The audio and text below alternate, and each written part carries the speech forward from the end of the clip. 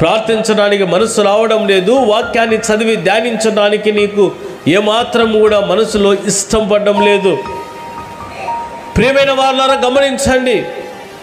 నీ దినచర్యలో ఖచ్చితంగా ప్రభుతో సహవాసం ఉండాలి, దేవునితో సహవాసం ఉండాలి.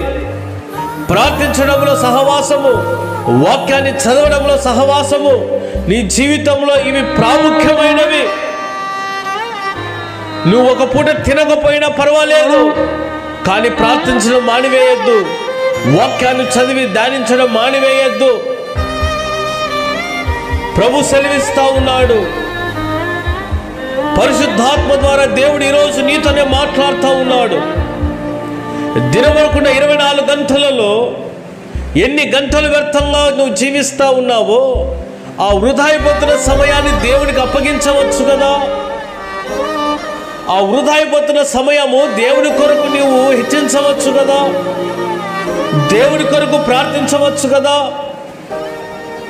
వ్యర్థంగా మనుషుల దగ్గర వెళ్ళి ముసలమ్మ ముచ్చట్లు పెడుతూ వారితో మాటలు కలుపుకొని ఇరుగు పొరుగు వారి గురించి, వారి జీవితాలు, వీరి కుటుంబాల గురించి మాట్లాడుతూ అపహాస్యం చేసుకుంటూ ఎత్తిపడుపు మాటలు మాట్లాడుతూ ఇంకెన్నాళ్ళు జీవిస్తావు, ఇంకెన్నాళ్ళు సమయాన్ని వ్యర్థపరుచుకుంటావు. వ్యర్థమైన ఆలోచనలతో, వ్యర్థమైనటువంటి తలంపులతో నీ జీవితాన్ని గడిపేస్తూ ప్రార్థించడం లేదు, వాక్యాన్ని ధ్యానించడం లేదు, ప్రభును స్తుతించడము లేదు. ఇలాంటి జీవితం వ్యర్థము అని లేఖన భాగంలో ప్రభు మనకు సెలవిస్తా ఉన్నాడు.